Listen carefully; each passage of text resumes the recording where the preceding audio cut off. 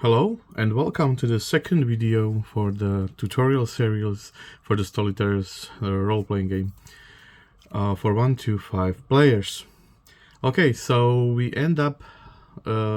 wrap up our last video with the creation of the setting, which we have right now. And right now I am creating my character, which from the setting I can tell that this will be an alien cyborg, an humanoid alien cyborg, resembling of humans and machines, like the Borg from Star Trek or something like that. So now let's create a character.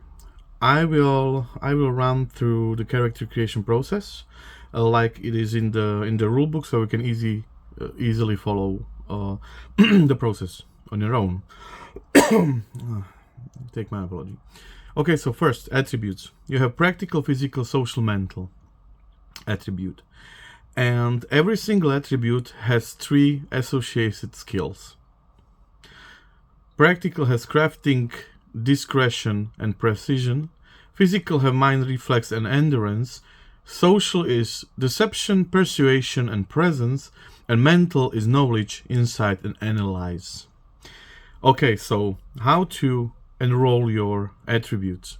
For each attribute, roll a d6 3 times, so 3d6, and choose the 2 highest results. Or you can also for 4d6 and choose 2 highest, or just distribute the numbers, which I will do right now. If you will have, for those that are really afraid of have a character with very less attributes, and he will mostly fail or he will mostly succeed at cost, just go for the dice. You know, let's do this. But for you, there is an option to distribute 8, 10, 10, 12. So we will have a mediocre character, which has at least 50% chance to succeed. Okay, so, but I will roll it. 2 is less, so okay, 6. My practical is 6. Physical is 11. It's 12. I'm rolling 3d6 and choosing the 2 best results. 9.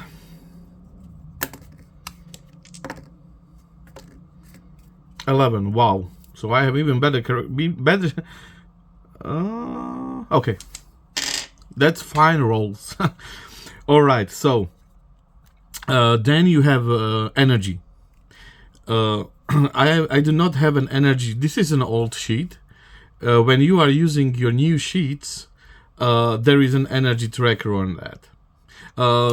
I used a D10 to track my energy before, but you have a tracker on your character sheet, okay? But for me, right now, or if you have old sheets, just use the die to track it. Okay, so I will roll a d10, how much energy I have. I have 2 energy. Okay, so also for you that are afraid of low scores, low attributes, so I will have a 2 energy. That's my maximum of energy that I have. I cannot have more energy than 2. So it's pretty low. For you that are afraid of such numbers, you can roll a d12 energy. Okay? So 5.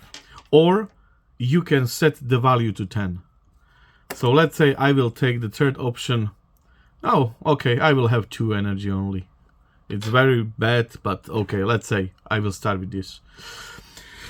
So, as I said, you have a new sheet, so I will tell that I have an energy of 2. Okay.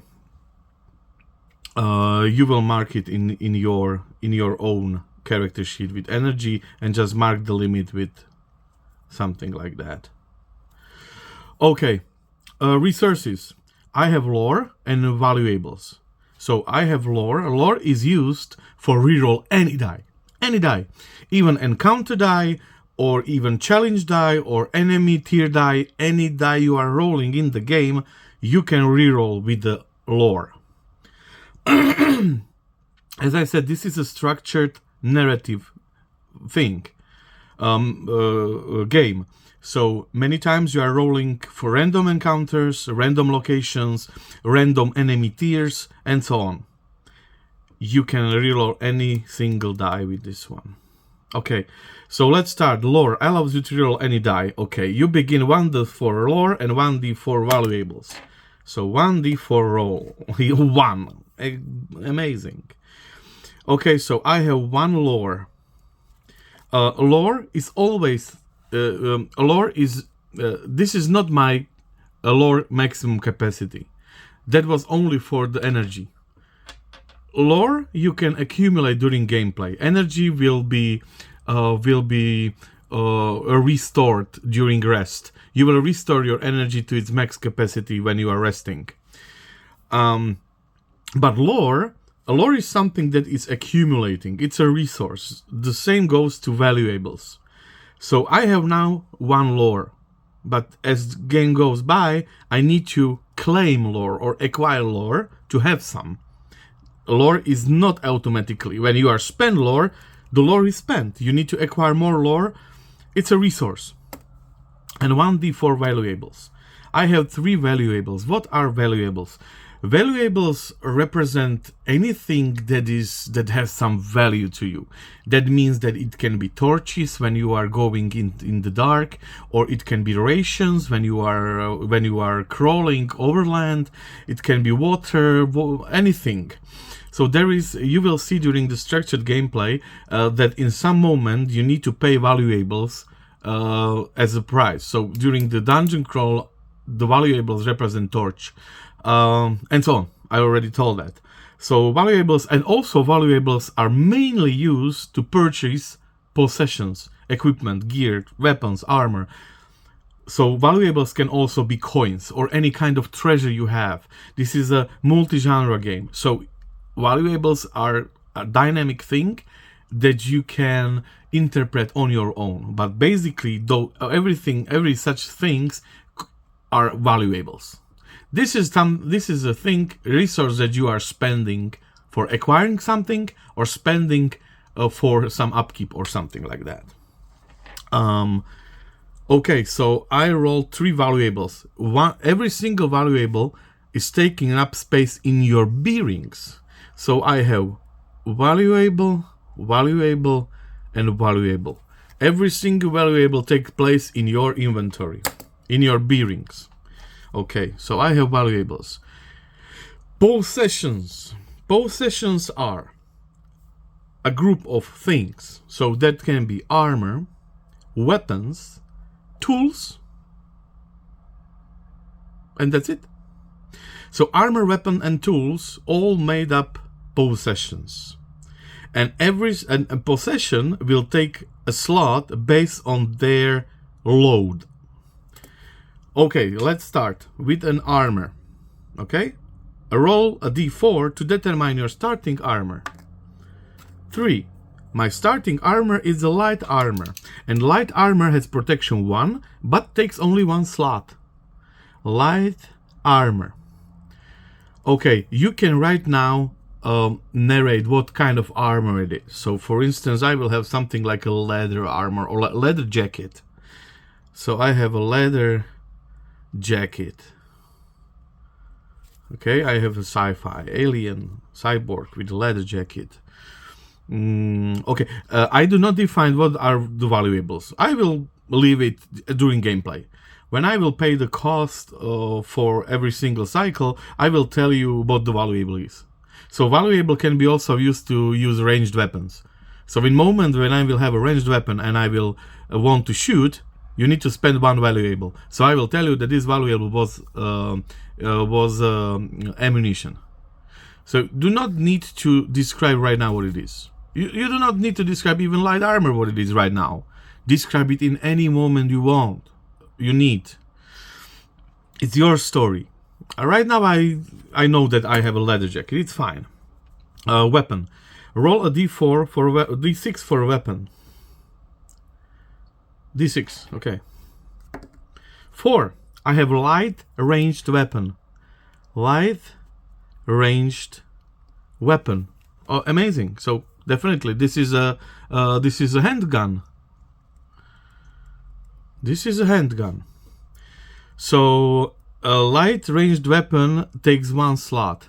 If it's heavy melee or heavy ranged, it takes 3 slots, but has bigger damage. So this is a light ranged weapon, and this is a D6 damage. D6 damage.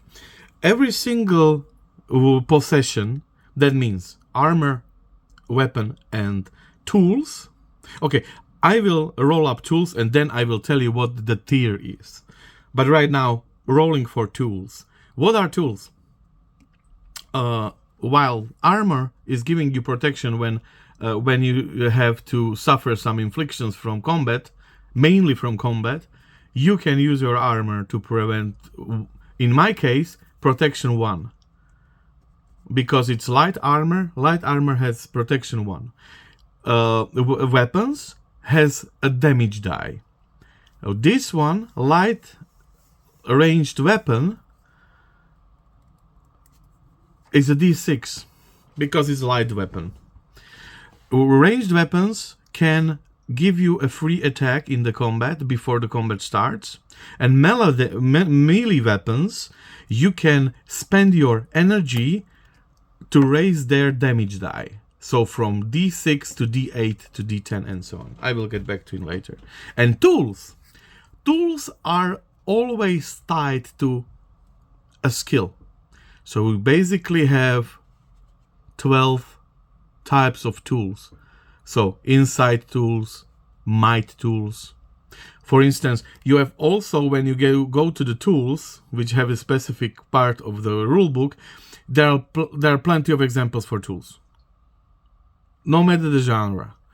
So, for instance, a knowledge tool can be something like a tutorial book, okay, or instructional book, or anything, or grimoire. While endurance tool can be an energy bar, it can be. While crafting can be a hammer, a craftsman's hammer, and so on. Okay, so right now I will start with the tools, and I will roll D12 4 times to determine your starting pools. So I will roll D12 4 times. So what I have? 2. I have a discretion tool. Discretion tool. Let's say I have a hood. Then I have a discretion tool again. Wow, I will be... Okay, I have a mask. I have a mask. Okay, I have a mask. But I should have something like a secret pockets in my jacket. But discretion tool will be better to have this. This tool will be the hidden pockets. Hidden pockets. Okay. And then I have 4. It's might tool. Might tool, and this will be my augmented steel arm. Steel arm is my might tool. And once more. 9. Presence tool. So something that will boost my presence tool. So I will be intimidating with something. So I will have a badge. It will be like not a real badge, but a false one. But I have a sheriff badge. Okay. So those are my tools. So discretion is. So I have a discretion +1, so it's +2 to discretion. You can accumulate it. I have 2 discretion tools, and I will have a discretion skill check. I will have +2. I will have might +1, and presence +1. Perfect. Okay, so then you can. There is a rule that you can specify the possessions right now, or you can just roll out and presence, might tool, and so on, and as your gameplay goes by, you will get an idea what those tools are. Okay, so you do not go too much hard in this moment to to figuring out what it is, you can leave it for later. Just be sure that you will mark the type of it. Okay. So presence tool and so on. Right now, virtues. Virtues in this game this represent something like your natural talents and something like experience from your past, your background, your occupation, anything from your past that shaped your skills in some way. Those are your virtues. To find out how many virtues you have, roll a 1d4, then roll a d12 for each to define them. If you want, you can choose up to just roll 4 of them. I don't want to be like, I do not need to be like perfect one, so we will see 1. Okay, I have only 1 virtue. So I have only 1 virtue. I will roll for this virtue with d12. My virtue is that I am 4. Here are the virtues. So I am 4. So I am a cunning person. So see, the virtues will also give you a narrative aspect of your character. So it will shape up your character at all. So I am a cunning one, and if I am a cunning, I have a deception +1. So I have deception skill +1. So I have deception. And that's it. Okay, I will cheat a bit. I will roll for another one. I want to have another one virtue. I am a charming. I am cunning and charming. Cyborg with steel hand. Wow. Wake up. Wake up. We have a city to burn, right? Okay, so charming. Persuasion +1. Right. Okay. So I am charming and cunning. Oh my god, I have a temptation to roll again. So I can be wise. Okay, no. I am charming. I am cunning and charming. That's it. Okay. Oh, if you roll duplicates, if you roll virtue or flaw twice, combine the values. So I can be cunning and cunning. So I can be more cunning. So I will have a deception of 2, right? If you roll twice, the same. Flaws are my struggles. There's my weaknesses, bad habits, and so on. And I will roll how much I will have, and I guarantee you it will be 4. 4, yes. Okay, so 4 flaws. Do not be afraid of flaws. I mean, if you are the type of person that you think that you want to play an ideal character, do not flaws at all, if you want. You can see it here. But I am the type of character that I will choose at random. So you see I have 4 flaws. So let's see my 4 flaws. Flaws are good for role-playing, believe me. Okay, so I have a 1. So I am an arrogant. Arrogant. No, of course, I am cunning and charming. So arrogant is with it. Persuasion -1. So I am persuasion 0. Okay, so that's my arrogancy. Then I am overcautious. Overcautious. And overcautious mean that I have a might -1. I am a might person.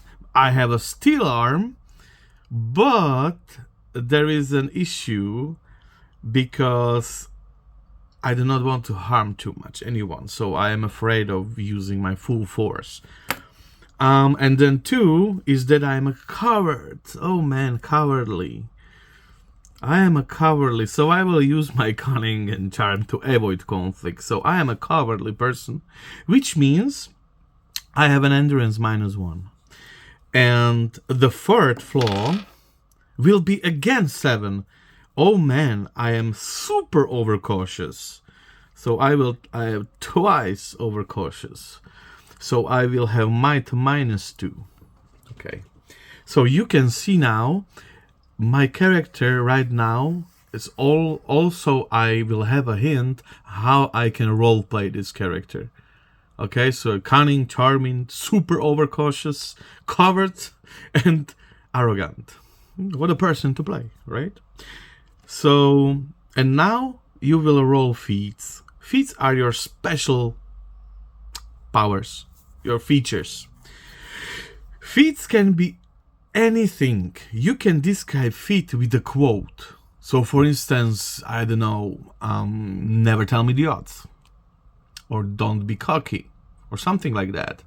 I know it's very okay, but it can be a spell, a superpower. It can be your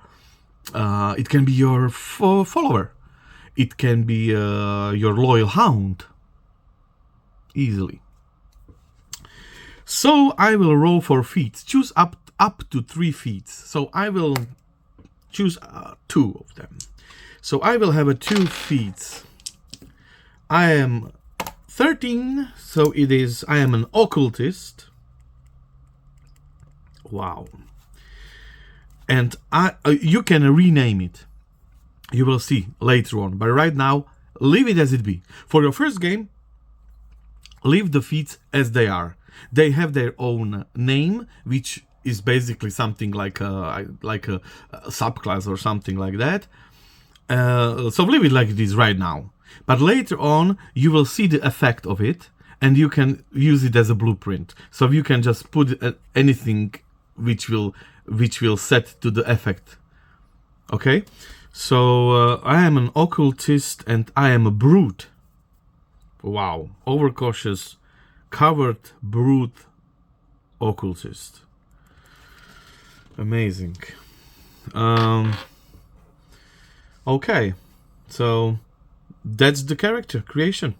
My name will be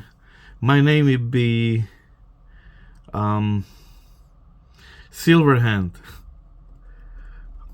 Okay. And my occupation is bounty hunter. Bounty hunter. I am 34.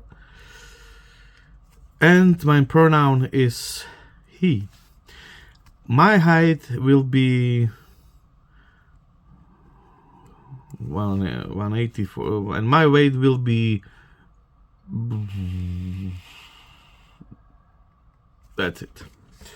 Oh, with the hand. Okay, now it's with the hand. Okay, I am charming and cunning, and that's the character. So right now we have a character, we have a setting, and we have a prologue. You can see right now the Silverhand is in the kitchen trying to find his shelter against mercs that are invaded my house, and they want to hunt me down. And that's the Silverhand story. And we can start his story, and we will find out in the next video. So thank you for your attention. Please, if you are not subscribed, do it so right now. It will help my channel, it will help my future work. So thank you very much, and we will see each other on the third video.